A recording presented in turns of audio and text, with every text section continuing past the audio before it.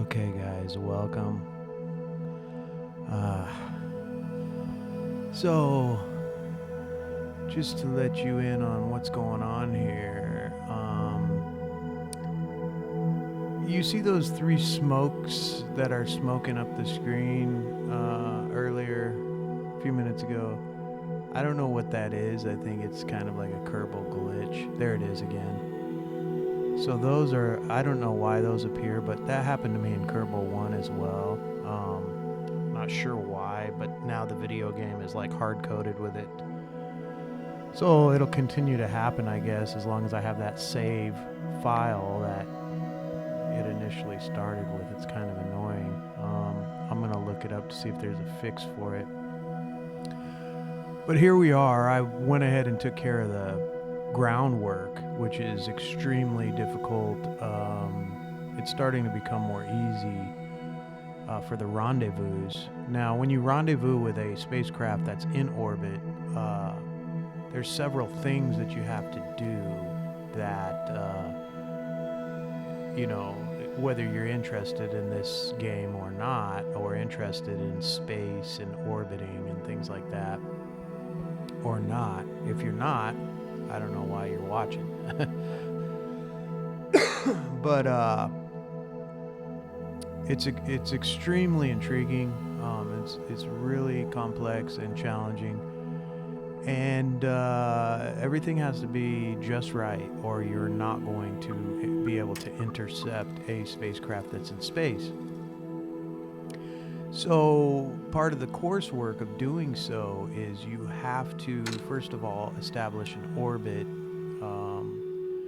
in technically the same direction that the object is orbiting around the Earth or around whatever object you're attempting to intercept.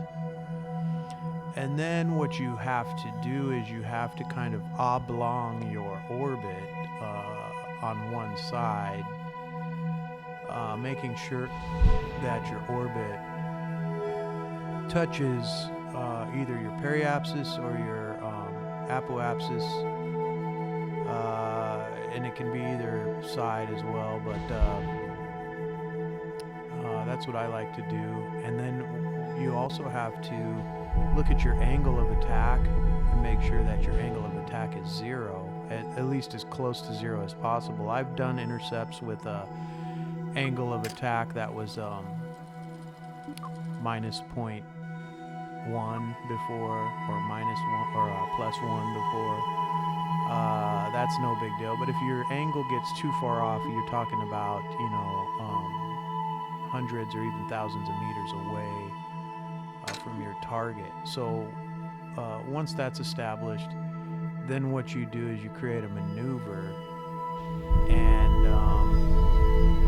you go down to the area where your orbit is touching the orbit of the intercept object, and allow your spacecraft to go down there. And then you'll oblong your orbit with the maneuver mode with this game. I'm not talking about, what NASA would do, but with this game.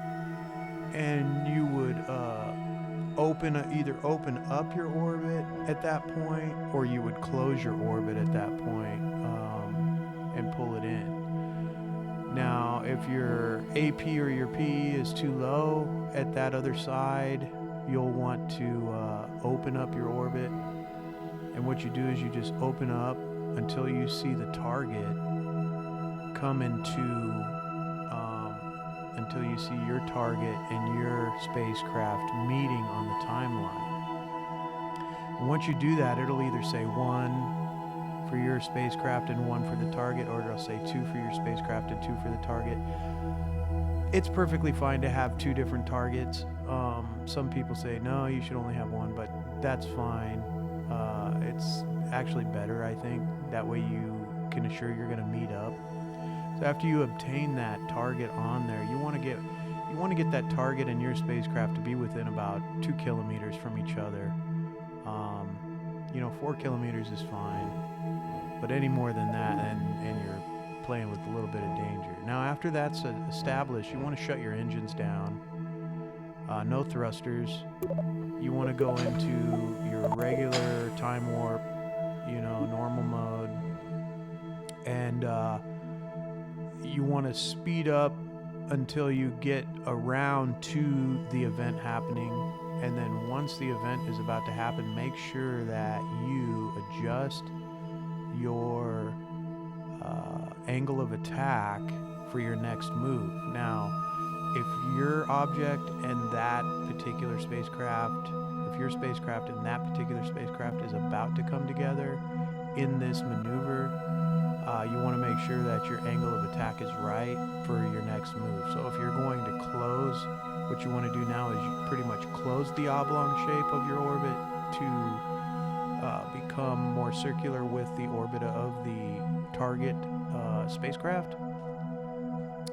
And once you get close enough to the spacecraft, then you want to fire your thrusters until your orbit is pretty much circular with the other spacecraft's orbit, and that will ensure that you guys will be orbiting indefinitely. And then once that is complete, you can go back into ship view and you can find your target by selecting target on your SAS, and your spacecraft will point directly at the target, and that will tell you how far you are away from the target, and that's what I've done here. So now it's just a matter of slowly making slow adjustments to get towards your target, because there's still going to be a gap between you and your target. I was lucky in this instance because I was able to use my primary thruster tank to do a lot of the course work. But at this point, as you can see here, I've gone ahead and undocked myself from that primary tank because it is fumblesome, and it's a little bit too big, and it's hard to turn quickly and hard to maneuver quickly with that on my spacecraft. So now I'm going with my secondary. As you can see, I've got a Methalox tank attached to the nose of my craft with docking ports. And that is because I decided when I did this maneuver, I was going to go ahead and attach another tank. Now, the reason we're in this whole situation to begin with is because I sent Valentina up to attach a tank to the space station, unknowing that I would have such a difficult time, because I'm pretty confident with my skills, but I had a pretty difficult time getting close to her craft, getting close to the space station, and I used up all of my monopropellant. So after, and it was pretty fantastic. I wish I would have recorded that mission, because if you would have seen, I was about 10 meters away from the space station when I ran out of monopropellant. When I knew I was going to run out if I pressed the button any more times to thrust myself. So I did a last-ditch effort, and I thrusted in the direction I thought would make contact with the docking port, and I ran out of fuel, and I had to sit there and wait because my rate of forward movement towards the space station was like 0.05 meters per second, so I was going really slow, so I had to sit there and watch this unfold, and slowly but surely my docking port came into the space station's docking port, and it connected, and I was like, oh, thank goodness, but I was out of fuel, so there's no way I could have got Valentina back to Earth. So I decided to do another mission, and I forgot what this lady's name is here, Omar or something. She's a Middle Eastern lady, I think.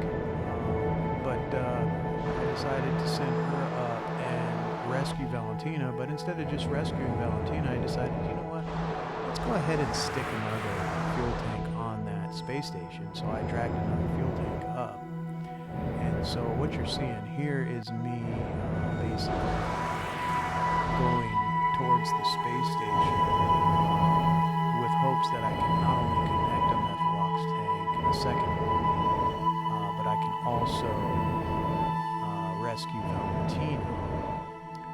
So as this takes us along here, excuse me, it's kind of going through some over-talking dryness here. You can see me going along here, and I'm still just trying to adjust myself to the target craft, to the space station here. So I'm making slight movements here and there, trying to get in there. And I always like to have if you notice on my craft is the one that has the solar panels and the monopropellant jets coming from the back there. You see them turning and stuff. The tank, it's obvious. It's in the front there. It's attached to the docking port, and I've got a docking port attached to both sides of that tank. And so here you see me doing a movement here because I went ahead and let it slide back behind me there. And I've noticed that if you click on your target, if you click on the targeting over there on the left of your nav ball, you can either choose orbit, ground, or target. If you choose on target and then you hit your retrograde, which is over there in your SAS controls, you can see it highlighted green there with the X pattern on it. There's a prograde, which is the green circle with the little arrow on the tip of it in that little gauge there, in the SAS gauge. But you want to hit retrograde if you're going towards the object and you want to slow up.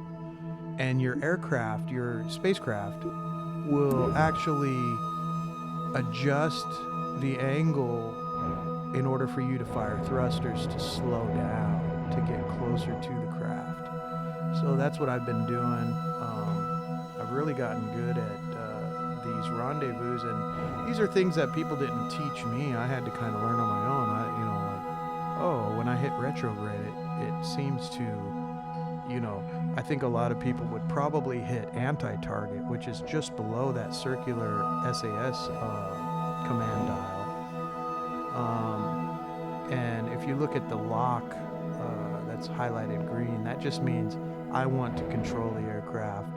So lock the aircraft in whatever position I put it in. And so I make slight adjustments because I always like to have my glass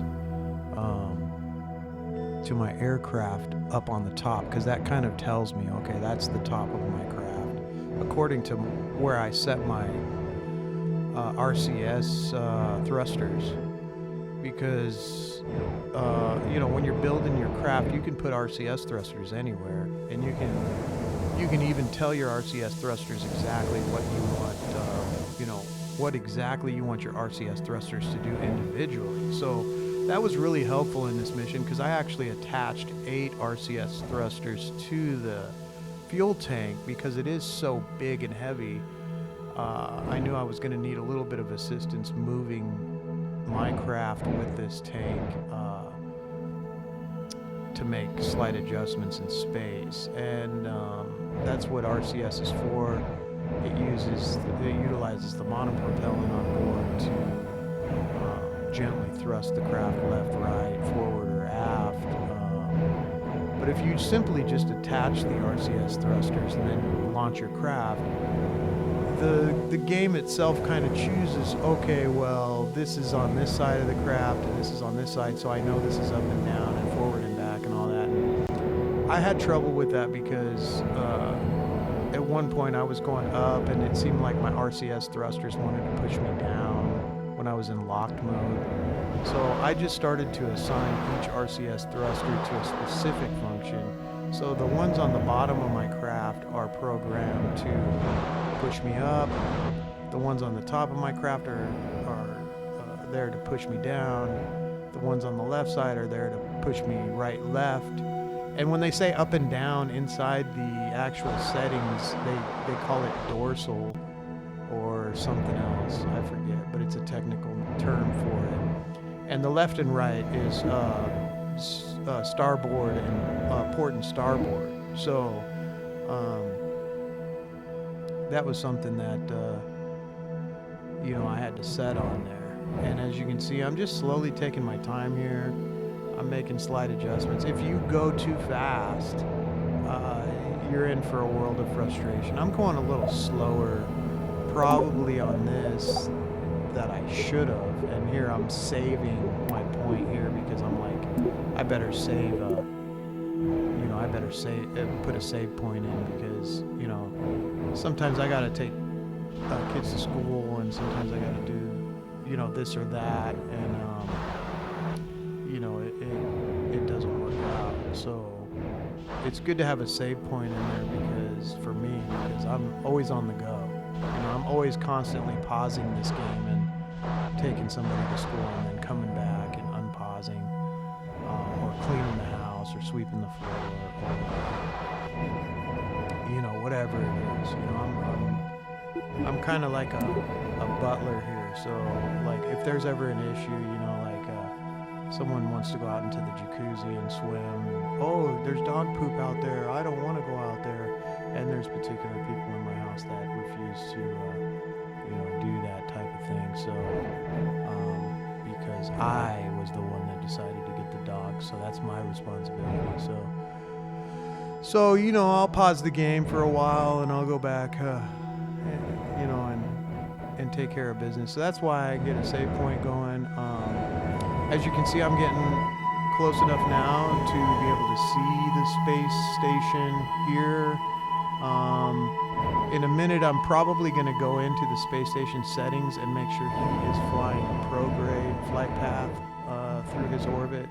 Prograde just means basically that he's going to be angled with his nose towards his orbit, and retrograde would be away from his orbit, but it really doesn't matter which way you set the other craft, just as long as you set the other craft going in one particular direction, because there's nothing worse than having the other craft's RCS on and SAS on, and or even SAS off and RCS on, and telling the other craft to target your dock port, because as you fly closer and closer to him, he's going to be moving around trying to aim his dock port at you.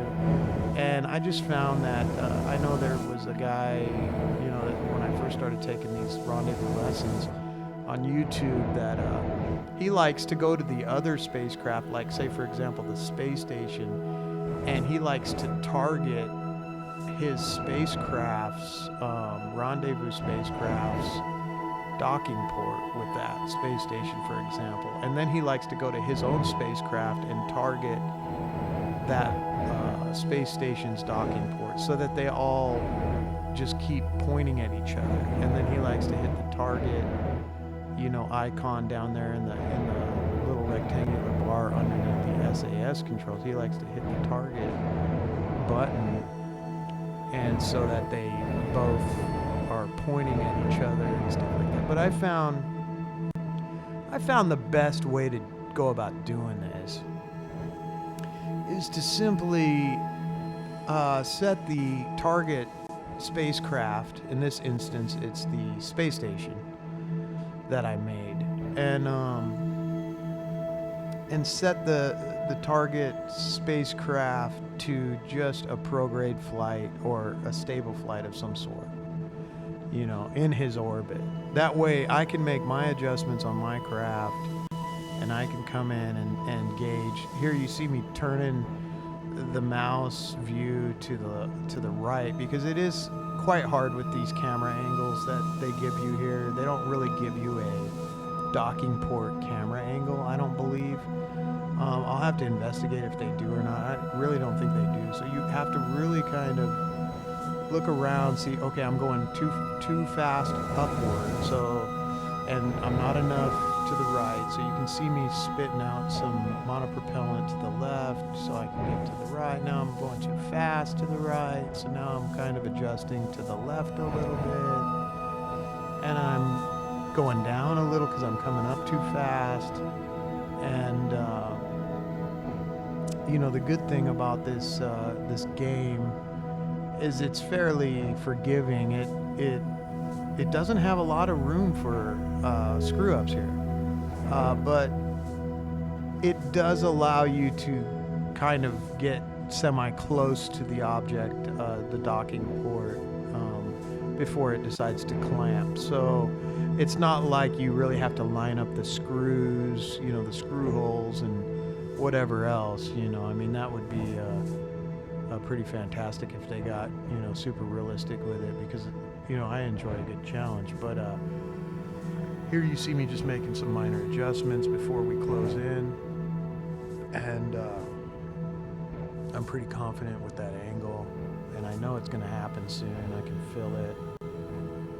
I got my lights on in the cabin to make sure that I can always see what you know, angle I'm at and my spacecraft situation here. And now we're docked. So successful dock. Now the second mission that I have to accomplish here is I have to now rescue Valentina Kerbin, because she was my first astronaut. She ran out of fuel. Luckily for me, on this run, I am almost full on my monopropellant. As you can see over there on the right-hand side in the box, you see all my fuel gauges are fully green. So what I'm going to do here is I'm going to switch to her craft in a minute.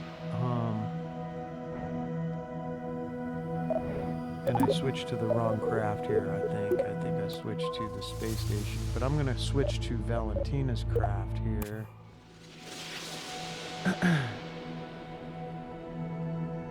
In a minute. First, I'm going to try to get close to her.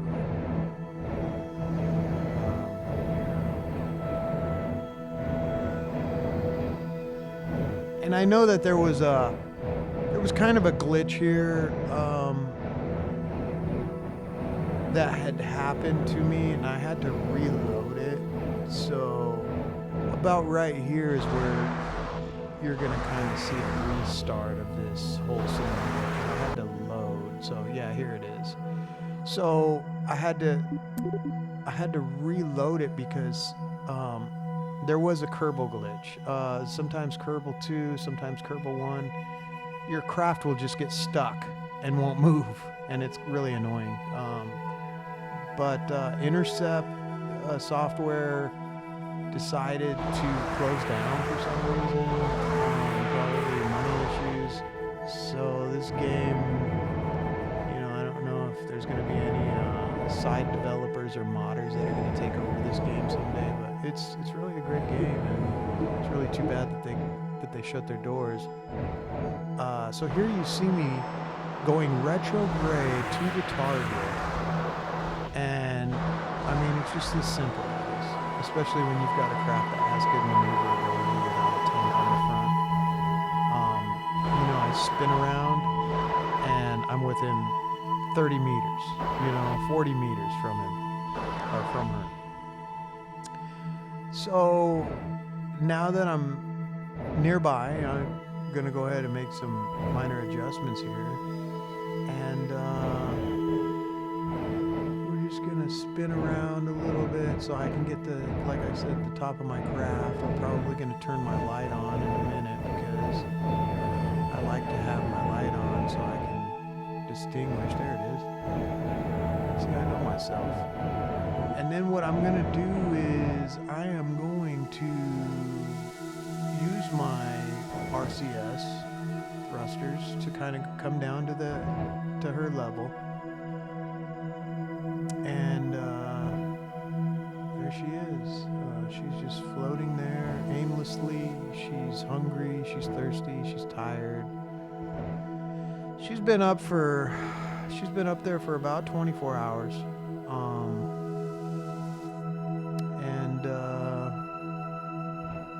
And we're here to take her home immediately so she can get medical attention and make sure she's hydrated.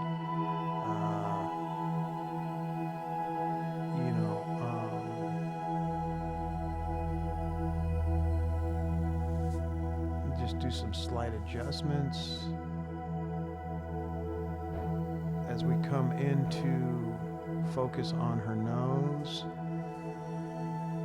And now we did, I don't know if it showed it or not on here, but I did retrograde her on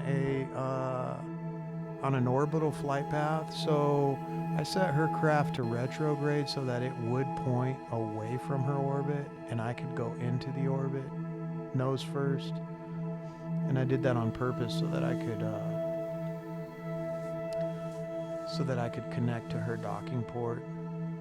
And here I come, just coming in gently, nice and slow, docked. And so now, interestingly enough, I'm going to hit prograde. Now, I hit prograde because I'm trying to now what we have to do is we have to fire against the orbit. So now I hit retrograde to flip us around. And as you can see in that rectangular box on the right, you can see her fuel is out and I've got 3/4 fuel. So I'm just using my thrusters to kill our orbit. And as you can see down on the left hand lower corner, in that box where it says AP and PE, you can see my PE has already reached under the Earth. So I'm basically already good to go. All I would really have to do is time warp to get back home. And that's pretty much probably what I do here is time warp. Right now I'm kind of testing to see if I can fill her tanks because I've never connected to another craft before that was empty. So I'm kind of thinking to myself, okay, which one of these would be her?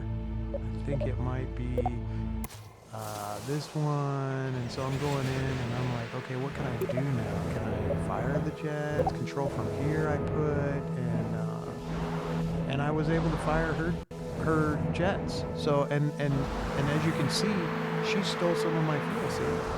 And so I realized that at this point, I was like, dude, like, this is cool. Because I set my docking ports to cross fuel.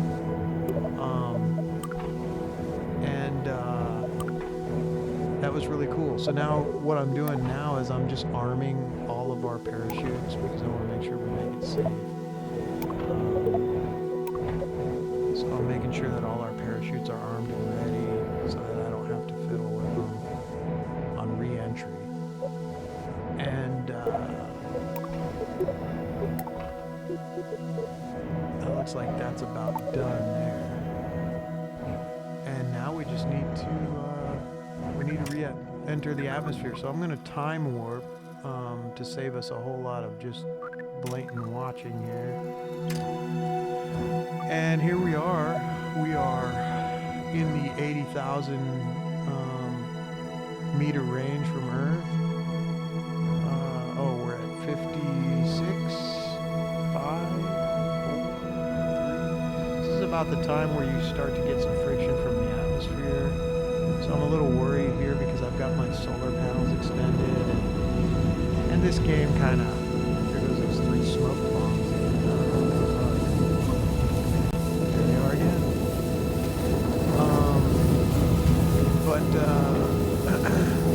I kind of wish this game was a little more realistic with the entry, because those solar panels would just be cut apart. most of the time, everything they make for space is like made out of this foil stuff, you know, especially for satellites and things like that. And, it all just melts away instantly. So there's actually a video out there on YouTube of a satellite coming back through the atmosphere on a return trip, and it just melted away like lead to a blowtorch. It just melted.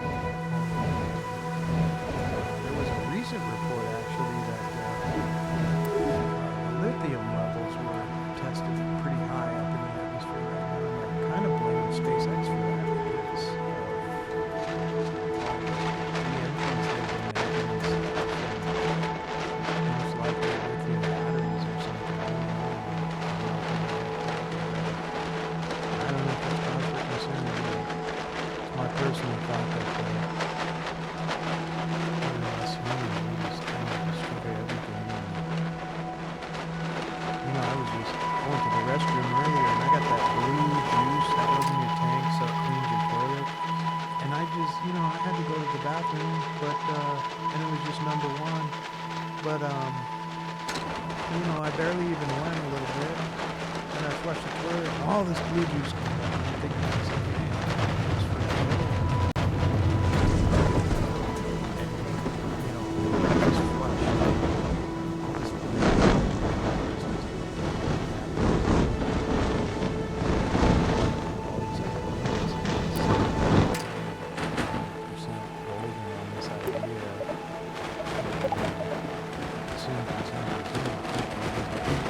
to escape from it. It's like playing this video. It's like, well, what went into playing the video? You may have to make the computer, or chop some trees down, or smelt some metal, or all sorts of stuff. Harvest lithium. So as you can see, I've come down here and kind of unrealistically, my parachute's all inflated. So I have 8 parachutes. I think I cut 4 of them off to speed up the descent here. But I appreciate you watching. It was a successful mission. I got my recovery cue that says that both crafts are intact and recoverable, and both of my astronauts are healthy and safe. Thanks for watching.